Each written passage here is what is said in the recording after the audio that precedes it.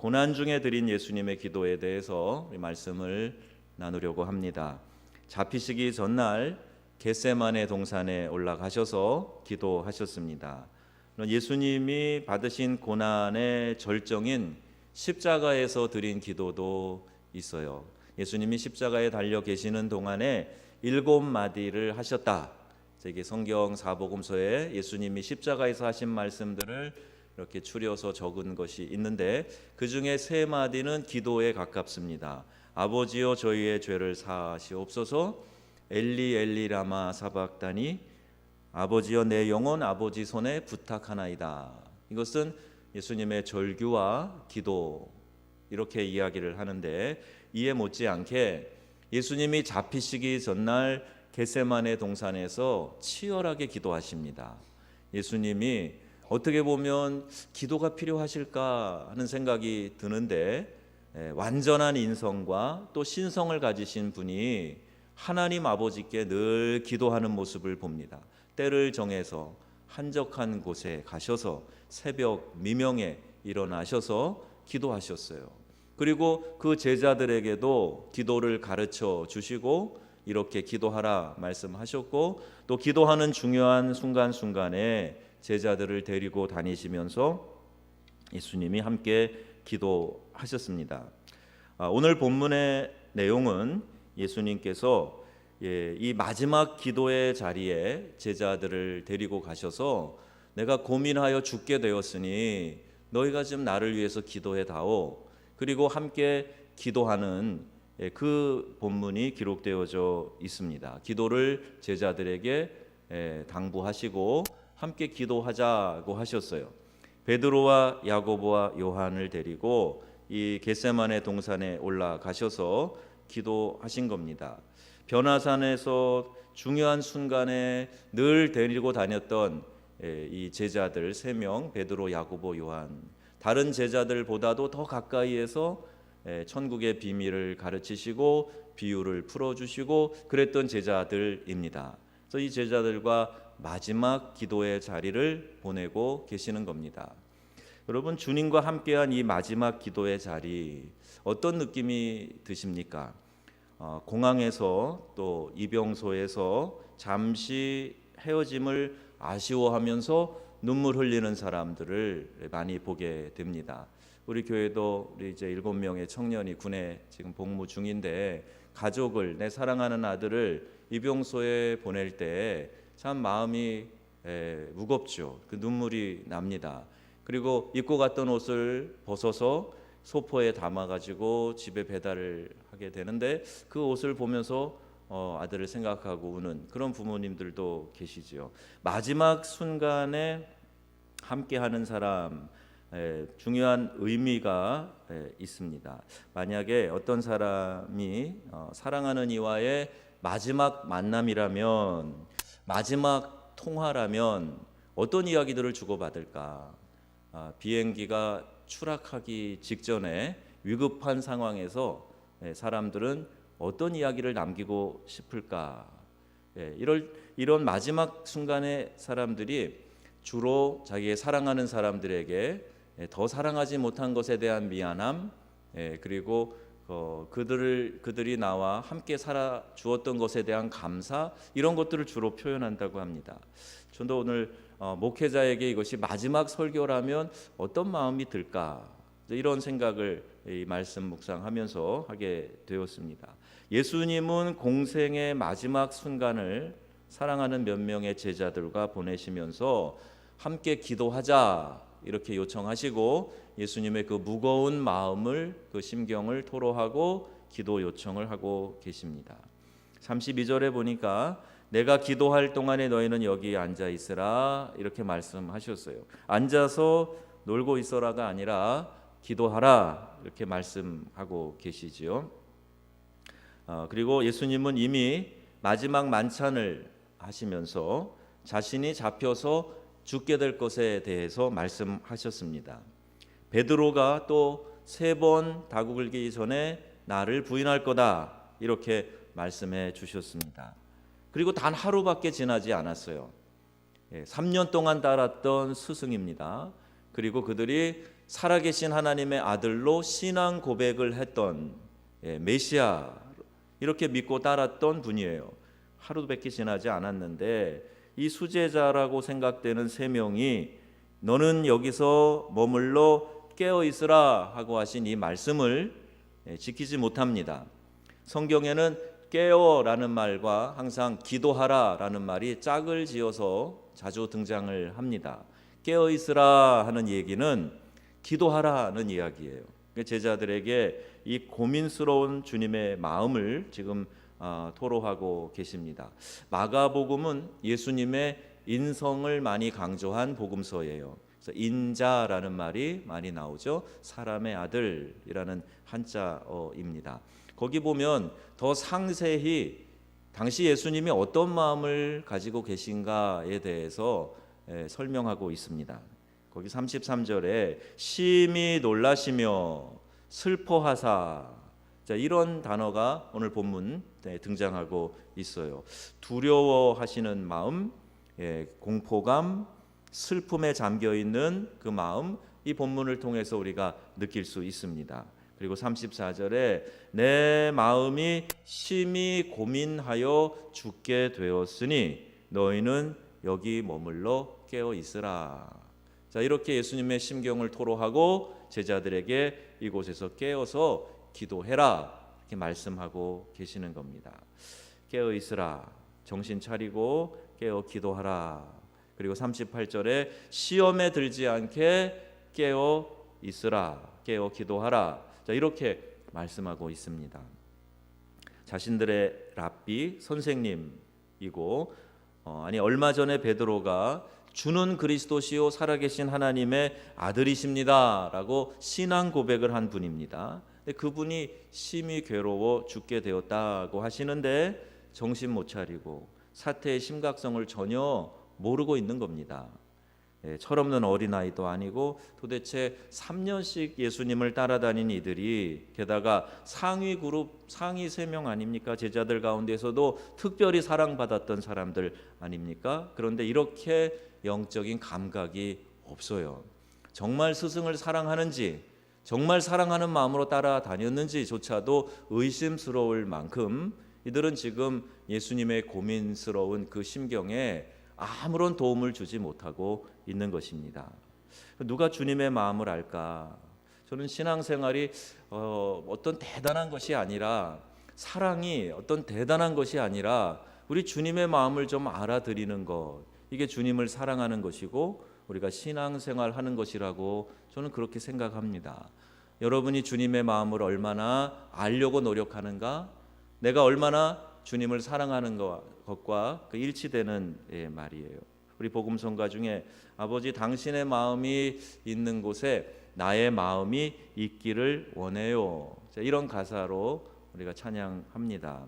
신앙이 좋다는 것, 주님의 마음을 느낄 줄 아는 겁니다. 때가 이러니 기도해야 되겠구나. 주님이 간절히 원하시니 내가 영혼 구원을 위하여 팔 걷어붙이고 나서야 되겠구나. 내 주변에 두신 그 사람을 위해서 눈물로 기도해야 되겠구나. 우리 하나님의 마음이 내게 느껴져서 그 마음을 이해하고 그 마음을 깨닫고 주님께 나아가는 것, 이게 우리 주님을 사랑하는 겁니다. 주님 말씀하시면 제가 나아가기도 하고 주님 말씀하시면 제가 멈춰 서기도 하겠습니다. 자, 이렇게 고백하는 거죠. 여러분 주님을 사랑하십니까? 그래서 주님 사랑하는 마음으로 이 예배에 나오셨지요. 새벽에도 일어나셔서 주님 사랑하는 마음으로 주님 전에 달려오시고 기도하시지 않습니까? 그러면 우리 주님의 마음이 어떤 마음인가 하는 것을 조금 더 느낄 수 있게 되고, 또 주님 사랑하는 마음은 곧 주의 말씀 따라 순종하며 살아가는 것을 말합니다. 말씀이 임해도 내 고집 부리고 내 뜻을 앞세우고 자존심 때문에 순종하지 않으면 그게 바로 불신앙인 것이죠. 내 자아가 깨어지지 못해서 여전히 육에 속한 그리스도인의 모습으로 살아가고 있는 겁니다. 그래서 항상 우리 주님과 줄다리기 하는 거예요. 그래서 말씀이 임해도 순종하지 않고 버티다가 또 거기서 깨지고 넘어지고 뒤로 물러나고 다시 겨우 추스렸다가 또 그와 같은 일을 반복하고, 이게 완전히 순종하지 못한 사람들의 전형적인 특징입니다. 여러분, 이 고난 주간을 보내시면서 제가 주님과 함께 철저히 십자가에 못 박혀 함께 죽었습니다, 이런 고백하실 수 있기를 주님의 이름으로 부탁합니다. 보통 40이 넘은 남자들은 누구의 말을 잘 안 듣습니다. 일반적으로 그래요. 그렇게 지음 받았습니다. 그래서 예수님을 믿기는 믿어도 우리 이 중년이 넘어서신 남자분들이 내 자아를 내려놓고 철저히 순종하며 따라가는 게 그리 쉽지 않습니다. 그럼에도 불구하고 우리의 믿음은 내 자아가 깨어지는 거예요. 나의 고집과 경험과 내 방식이 깨어지고 주님이 말씀하실 때 예 하고 순종하고 따라가는 겁니다. 그럴 때 신앙은 역사가 일어나고 주의 은혜 안에서 새로운 삶을 살아갈 수 있게 되는 줄로 믿습니다. 고민하시는 주님의 마음이 여러분에게 순간순간 느껴질 수 있기를 축복합니다. 우리 안에 내주하시는 성령님께서 탄식하시고 또 기뻐하시는 것을 저와 여러분이 좀 느낄 수 있으면 좋겠습니다. 어떤 때는 하나님이 내 안에서 근심하시는구나, 이게 느껴지는 거예요. 그래서 마음이 무겁고 답답합니다. 내가 이렇게 말해놓고 이렇게 행동해놓고 이렇게 결정해놓고 마음이 갑갑하고 답답하고 무거워요. 그러면 내 안에 성령님께서 근심하시는구나. 주님 어떻게 할까요? 용서를 구할까요? 잘못했다고 사과할까요? 아니 제가 한 이 결정을 되돌릴까요? 주님 어떻게 할까요? 이렇게 묻고 하나님과 함께하는 그런 마음의 유연성을 가져야 되는데, 이건 내가 한번 정한 거니까 나는 이것을 변개할 수 없다. 고집하고 그리고 순종하지 않으면 점점 내 안에서 들려지는 하나님의 음성이 약해지는 거예요. 그리고 순종하지 않기 때문에 그 다음에는 기도를 해도 하나님이 들으시는지 인도하시는지 잘 깨닫지 못하게 됩니다. 그래서 하나님과 함께하는 삶이란 성령의 탄식이 내 안에서 느껴지고, 또 어떤 일을 하고 났을 때에는 기쁨과 보람과 만족이 내 안에서 느껴져서 하나님이 기뻐하시는구나, 내 안에서 기뻐하시는구나, 나도 같이 기뻐하고 감격스러워하는 것. 이것이 믿음 생활입니다. 그런데 35절에 보니까 조금 나아가 땅에 엎드려 될 수 있는 대로 이때가 지나가기를 예수님께서 기도하시는 것을 볼 수 있습니다. 예수님이 자신이 이 땅에 오신 이유를 분명히 알고 계세요. 그럼에도 불구하고 지금 이 사명을 감당하는데 마음이 무거우신 거예요. 한순간도 사명을 잃어버린 일이 없으셨는데, 그런데 예수님은 이 순간을 솔직히 피하고 싶은 그런 인간적인 약함이 그 마음 가운데 있으셨던 겁니다. 자신의 사명을 안다고 해서 그것을 다 기쁘게 감당할 수 있는 것은 아닙니다. 때론 힘겹게 느껴질 때가 있어요. 때로는 내가 어떻게 해서든지 좀 벗어났으면 좋겠다, 그런 마음이 들 때가 있습니다. 목회자인 저도 그래요. 또 여러분도 책임 맡은 일들이 무거울 때마다 그런 느낌이 드실 때가 있을 거예요. 올해까지만 하고 좀 내려놓았으면 좋겠다, 그런 마음이 드시고 이거 참 버겁다, 힘들다, 알아주지도 않는데, 내가 잘하고 있는 것 같지도 않은데, 이러면서 자꾸 그 마음이 피해가고 싶은 마음이 드는 거, 그건 자연스러운 겁니다. 우리 주님도 인성을 가지고 계셨기 때문에 그 마음이 느껴지셨던 거예요. 이 땅에 오신 분명한 이유와 사명이 있으심에도 불구하고 단 한 번도 아버지 하나님의 뜻을 어겨본 일이 없음에도 불구하고 예수님은 지금 하나님 아버지 앞에 나아가셔서 아버지 할 수만 있거든 이 잔을 내게서 옮겨 주시옵소서, 이렇게 간절히 기도하고 있는 겁니다. 여러분, 이 부분이 저에게는요 은혜가 되고 또 위로가 됩니다. 목회자로 느끼는 중압감이 있을 때가 있어요. 그러나 그 순간에도 우리 예수님도 이렇게 기도하셨는데, 그래서 제 마음을 하나님께 쏟아놓게 되고, 그리고 기도하면서 하나님이 주시는 위로와 용기로 다시 충전하게 되는 거지요. 여러분의 삶 가운데 이런 약함이 느껴지실 때, 연약함이 느껴지실 때, 그때 우리 주님 앞에 나아가셔서 예수님처럼 여러분의 마음을 쏟아 놓으세요. 그럼 하나님의 위로와 능력이 그 기도하는 가운데 나타나게 될 줄로 믿습니다. 연약함을 부끄러워하지 마시고 그 연약함을 감당하시고 그 연약함 가운데서도 하나님의 능력으로 승리하신 우리 예수님을 바라보자는 겁니다. 예수님이 이 땅에 인성을 입고 오셨다는 것이 저에게는 얼마나 큰 은혜가 되는지 몰라요. 예수님도 피곤해 보셨고 저도 오늘 피곤이 막 몰려오는데 감당할 수 없을 만큼 눈꺼풀이 무거워지고 힘들고 그래서 우리 집에 들어온 강아지를 데리고 30분 동안 천변에 가서 산책을 하고 왔습니다. 그랬더니 좀 나아지더라고요. 나가다가 우리 이 목사님 만나고 목사님도 바람 좀 쐬세요. 그랬더니 저보다 더 스트레스가 많은 것 같아요. 바람 좀 쐬세요. 그랬더니 바람 쐴 생각도 못하고 있더라고요. 그럴 때마다 하나님이 함께 하시고 은혜 주셔서 다시 한번 그 사명에 붙들림 받고 하나님이 주시는 용기로 세움 받고 이것이 이 땅을 사는 날 동안 반복되는 일일 수 있어요.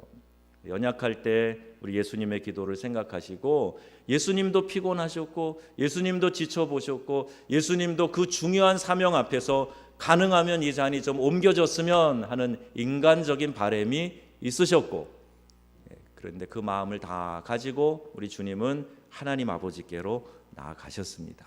기도하는 사람은 승리할 줄로 믿습니다.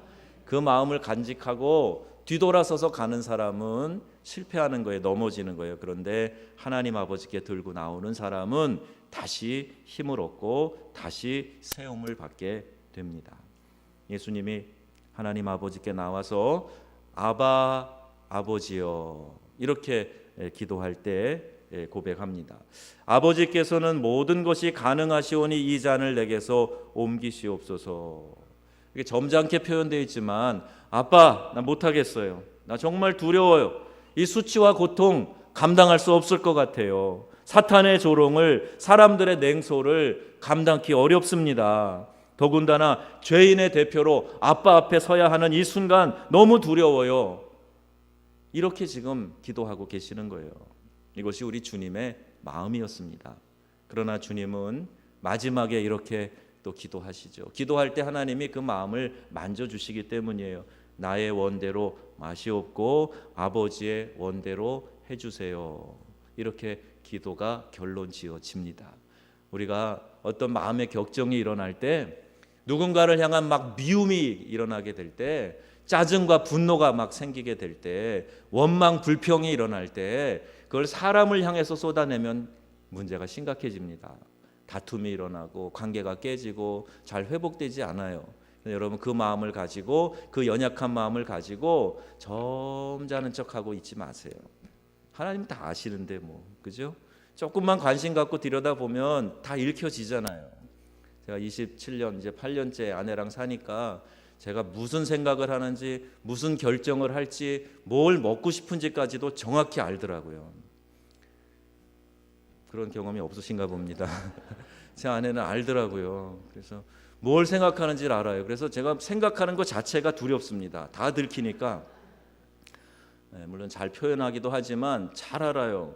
관심을 갖고 뒤다 보면 누가 뭘 좋아하는지 식성이 어떤지 생각하는 패턴이 어떤지 생활 방식이 어떤지 금방 읽혀집니다. 사람도 그런데 하나님 아버지가 모르시겠어요? 우리 마음에 품는 여러 가지 생각들 모르시겠습니까? 하나님 다 알고 계세요. 그냥 하나님께 나오셔서 쏟아내시는 거예요. 나 미워 죽겠어요. 나 정말 보고 싶지도 않아요. 그 사람 때문에 저는 꼭 일부 예배만 나갈 거예요. 이렇게 마음에 불편한 마음이 있으면 하나님 앞에 쏟아 놓으세요. 그리고 막 그렇게 기도하다 보면 그렇게 기도할 때는 통성기도 좀 작은 소리로 좀 하셔야 되고 옆에 사람 신경 쓰시면서 좀 하셔야 되고 그럴 때는 밤에 나오셔서 혼자 기도하시면 더 좋습니다. 하나님께 다 쏟아 놓으세요. 그러면 하나님이 내 안에 계신 성령 하나님이 우리의 마음을 만져주셔서 마지막에 기도가 자기가 스스로 문제를 해결해서 올려드리는 기도로 변화되더라고요. 주님 그래도 이렇게 해야 되겠지요. 그때 주님 제가 이렇게 좀 심하게 해서 그 사람이 그랬겠지요. 이렇게 했어야 더 좋았는데 주님 다음에 이렇게 하겠습니다. 저의 부족함을 용서해 주세요. 이렇게 결론 지어질 때가 많습니다. 우리 예수님도 몇 차례 나가서 아버지 아빠, 할 수만 있거든 이 잔을 좀 내게서 옮겨주세요. 옮겨주세요. 저 부끄러워서 못할 것 같아요. 힘들어요. 괴로워요. 그 고통 감당할 자신 없어요. 더군다나 하나님 아버지와 단절되는 순간 저 감당할 수 없을 것 같아요. 이렇게 몇 번을 기도하시다가 내 원대로 마시옵고 아버지의 원대로 해주세요. 이렇게 기도합니다. 분명히 내가 원하는 게 있었어요. 그런데 내 원보다는 하나님 아버지의 큰 뜻이 이루어지기를 원하나이다. 이렇게 기도하고 있습니다. 내가 원하는 것은 피하고 싶은 겁니다. 하나님이 원하시는 것은 십자가 지고 인류를 구원하라는 말씀입니다. 예수님은 순종을 기도 가운데 결단하셨던 겁니다. 우리가 기도하는 이유가 있습니다. 예수님이 사역 전에 40일 동안 기도 금식하셨어요. 사역 중간에도 습관을 따라 기도하시고 또 오늘과 같이 간절한 기도를 드리셨습니다. 그 이유가 뭘까요? 아버지 하나님의 뜻을 잘 따라가기 위함입니다. 신앙인은 내가 원하는 것이 하나님의 뜻과 일치하는가 아니면 그에 맞지 않는가 하는 것을 감각적으로 알 수가 있어요. 믿음의 깊은 연조가 있는 분들은 그것이 느껴집니다. 내 안에 성령께서 평안을 주시기도 하고 근심하시기도 하시기 때문에 그걸 느낄 수 있는 겁니다. 입으로 아버지 하나님의 뜻이라고 말하여도 내 영혼이 지금 하고 있는 일이 하나님의 뜻인지 아닌지 알 수가 있어요. 기도하면 깨닫게 해주십니다. 그런데 간혹 우리의 기도가 예수님의 기도와 다른 부분이 있는데 기도하며 내 뜻을 내가 원하는 것을 내려놓으려고 몸부림치는 것이 아니라 그것을 얻어내려고 몸부림치고 있다 하는 것이 우리 주님의 겟세마네 기도와 다른 겁니다. 하나님 해 주셔야만 합니다. 하나님 이렇게 하셔야만 합니다. 하나님에게 가르치고 해달라고 떼쓰는 모습이 주님의 기도와 사뭇 다른 것입니다. 그동안 그렇게 믿어드렸는데 정말 이러시기에요? 하나님 이렇게 하시면 저 삐질 거예요? 따지듯이 하나님께 기도하는 것, 이것은 겟세마네에서 주님이 보여주신 그런 기도가 아니지요. 철없는 아이들은 자기가 원하는 대로 되어야 잘 되었다고 생각합니다. 비록 그것이 형편없는 일일지라도 자기 뜻대로 내 고집대로 돼야 잘 됐다고 생각합니다. 그게 철없는 아이들이지요. 그런데 성숙한 사람은 그렇지 않습니다. 하나님은 우리의 삶에 구원을 베풀어 주시는 좋으신 하나님인 줄 여러분 믿으시기 바랍니다. 영적 건강함을 유지하고 계속해서 내 영성이 자라가는 것, 이것이 하나님의 뜻일까요? 아닐까요? 하나님의 뜻일까요? 아닐까요? 내가 건강하게 내 영성이 자라가는 것, 영적인 강건함을 유지하는 것, 하나님의 뜻입니까? 아닙니까? 하나님의 뜻입니다. 질병에서 고침받아 건강하게 되는 것, 하나님의 뜻입니까? 아닙니까? 하나님의 뜻입니다. 악한 영에 사로잡히지 않고 그 능력을 파괴하며 하나님 나라 안에서 자유와 해방을 누리는 것, 하나님의 뜻입니까? 아닙니까? 당연히 하나님의 뜻입니다. 그럼 하나님은 우리에게 좋은 것을 주시려고 준비하고 계시단 말입니다. 너희가 악해도 자식이 떡을 달라, 빵을 달라 그러는데 돌을 주고, 생선 달라 그러는데 고기 달라 그러는데 뱀을 주고 그러지 않잖아. 너네들이 악해도 자식들에게는 좋은 것으로 주려고 하지 않느냐. 하물며 하늘에 계신 너희 아버지께서 구하는 자에게 좋은 것으로 주시지 않겠느냐. 이렇게 말씀하고 계세요. 지금 열거한 것처럼 하나님은 우리에게 좋은 것 주시려고 준비하고 계십니다. 그러면 어리석은 내가, 미약한 내가, 경험이 작은 내가, 완전하지 못한 내가 내 뜻대로 이루어지는 것이 좋은 것입니까? 아니면 완전하신 하나님의 뜻대로 이루어지는 것이 좋은 것입니까? 당연히 완전하신 하나님의 뜻대로 이루어지는 것이 좋은 것입니다.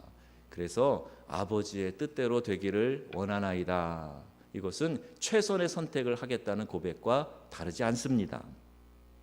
그렇다면 우리 이 밤에 선포하면서 기도하세요. 예수님의 이름으로 명하노니 모든 사탄의 권세는 예수의 이름으로 결박당할지어다. 모든 질병은 떠나가고 강건케 될지어다. 이렇게 선포하고 기도하자는 거예요. 왜? 이게 하나님의 뜻이니까. 하나님의 뜻 가운데 거하며 그 말씀 안에 거하며 기도하는 모든 것들은 다 이루어 주신다. 이렇게 약속하고 계시지 않습니까? 자, 기도하는 자세가 중요해요. 시몬아 자느냐? 내가 한시도 깨어 있을 수 없더냐? 이렇게 주님이 말씀하십니다. 급박한 때 자고 있었어요. 영적으로 무감각한 겁니다. 상황이 어떤지도 모르고 퍼질러 자고 있습니다. 누가복음 22장에 보면 예수께서 힘쓰고 애써 더욱 간절히 기도하시니 땀이 땅에 떨어지는 핏방울 같이 되더라. 이렇게 기록하고 있습니다. 얼마나 간절히 주님이 기도하셨는가에 대한 묘사가 나와 있어요. 그런데 스승이 땀방울이 핏방울 같이 되도록 간절히 기도하는데 제자된 자로서, 그것도 수제자라고 하는 자가 자고 있습니다. 시험에 들지 않게 깨어 기도하라. 마음인 원이로되 육신이 약하구나. 이렇게 우리 주님이 말씀하시죠. 이 말씀으로 여러분 위안을 삼으십니까? 그날 밤 기도하지 않아서 당하는 제자들의 이 엄청난 실패를 한번 기억해 보세요. 칼을 빼서 휘두릅니다. 도망갑니다. 예수를 저주하며 부인하기까지 합니다. 그때 깨어서 기도했더라면 수제자가 이런 불쌍한, 이런 부끄러운 꼴은 당하지 않을 수도 있었을 텐데 베드로는 기도하지 않아서 이런 창피한 일을 당하게 됩니다. 누가복음 22장에 천사가 하늘로부터 예수께 나타나 힘을 더하더라. 그래서 더 간절히 기도할 수 있었다는 거예요. 성령이 우리의 연약함을 도우시나니 우리가 마땅히 빌 바를 알지 못하나 성령께서 말할 수 없는 탄식으로 우리를 위하여 친히 간구하시느니라. 이렇게 말씀하고 있습니다. 연약해도요, 내가 주님 안에서 기도하기를 작정하잖아요. 그러면 하나님 도와주신다는 겁니다. 뭘 기도해야 될지 잘 모를 때도 있어요. 어떤 분은 기도가 유창하기도 하지만 어떤 분은 기도할 때 참 말이 순간순간 막혀서 대표 기도하기도 힘들고 개인 기도할 때도 좀 답답할 때가 있어요. 괜찮습니다. 그래도 내가 하나님 아버지께 내 마음을 쏟아 놓으리라. 그럴 때 성령이 내 안에서 우리의 연약함을 도와주시고 친히 간구하신다. 이렇게 말씀하시는 거예요. 여러분 아버지 하나님께 나아가 기도하며 여러분 마음 쏟아 놓으시기를 바랍니다. 기도할 마음 먹고 기도해 보세요. 적어도 1시간 기도하는 거예요. 왜? 제자에게 네가 1시도 깨어 있을 수 없더냐? 이건 구체적으로 영어 성경에 1hour, 1시간 60분 그렇게 기록되어져 있어요. 그래서 저는 기도의 깊은 영적인 단계에 들어간 기도, 대적을 이기고 승리하는 기도, 내 자아를 꺾어서 굴복시키고 주님께 순종하는 기도는 최소한 1시간은 해야 된다. 그런 생각이 듭니다. 여러분 기도의 제단을 쌓으면서 하나님께 깨어 기도함으로 승리함을 지속하기 위해서는 이런 작정하는 기도가 필요해요. 우리는 항상 편안함으로 가려고 합니다. 나태해지려고 해요. 몸도 그러고 우리의 영혼도 그렇습니다. 그래서 교회가 특별 기도회를 정해놓고 기도하는 거예요. 때로는 금식도 선포하고 기도하는 거예요. 그러면서 우리가 영적으로나 육적으로나 하나님 앞에 굴복하고 순종하고 따라가도록 만드는 겁니다. 자, 40절에 다시 오사 보신즉 그들이 자니 이는 그들의 눈이 심히 피곤함이라. 그들이 예수께 무엇을 대답할 줄을 알지 못하더라. 너무 피곤해서 지금 정신이 없는 상태입니다. 41절에 세 번째 오사 그들에게 이르시되 이제는 쉬라 자고 쉬라 그만 되었다 때가 왔도다. 이제 준비하지 못한 것이 드러날 때가 왔습니다. 등불을 예비하지 않은 어리석은 신부처럼 있다가 바깥 어두운 데 쫓겨나 슬피 울며 이를 갈 때가 올 수도 있다는 거예요. 준비하지 않으면, 등불을 예비하지 않으면. 이 등불은 기도예요. 정결함입니다.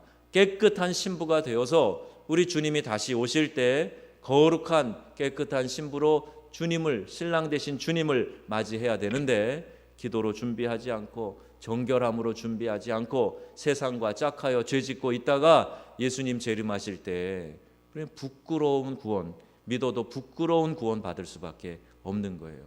여러분, 우리 교회가 그리스도의 정결한 신부로 준비되기를 바랍니다. 그리고 항상 깨어서 기도하기를 주님의 이름으로 부탁합니다. 일어나 함께 가자. 나를 파는 자가 가까이 왔느니라. 기도로 승리한 주님의 담대함이 여기서 보여집니다. 일어나 함께 가자. 일어나 함께 가자. 나를 파는 자가 가까이 왔느니라. 이 고난 주간에 고통 중에 드린 예수님의 기도를 여러분 다시 한번 묵상하시면서 주님의 마음을 생각하고 주님과 함께 기도하고 주님의 마음이 있는 곳에 내 마음도 있게 해주세요. 이렇게 기도하시고 간절히 부르짖는 기도가 있기를 축원합니다. 영적으로나 육적으로나 이 강건함이 기도를 통해서 이 시간에 나타나고 우리의 모든 연약함 가운데 주의 능력이 드러날 수 있는 귀하고 복된 시간이 될 수 있기를 주 예수님의 이름으로 축원합니다. 아멘.